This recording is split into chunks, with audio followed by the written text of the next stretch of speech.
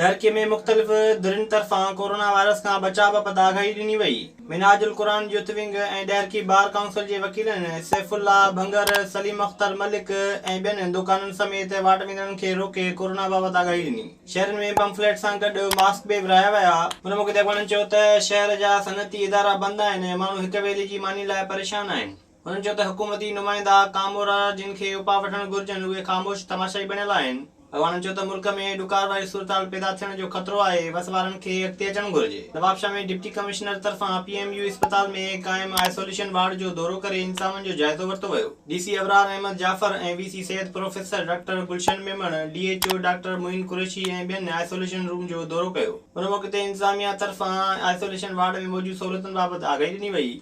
अख़्तियारनि ॿुधायो त helmet, चश्मनि, mask, medicine समेत ॿियनि शयुनि जो बंदोबस्तु कयो वियो आहे। टने गुलाम हैदर भरिसां हादसे जे नतीजे में फोती वियल 3 ॿारनि जा मड़ मिटीअ मां हवाले कया विया। ॻोठ जमालदीन लाशारी में मासूम गुलाम फरीद, गुलाम फारूक ऐं लीला लाशारीअ जी जनाज़ निमाज़ अदा कई वई, जंहिंमें इलाइक़े वासियुनि वॾी अंग में शिरकत कई। जनाज़ निमाज़ बैदि आलिन अखियुनि सां 3 ॿारनि जा मड़ अबाणे क़ब्रिस्तान में मिटीअ मां हवाले कया विया। 3 ॿारनि जी तदफ़ीन बैदि इलाइक़े में सोग छायल आहे।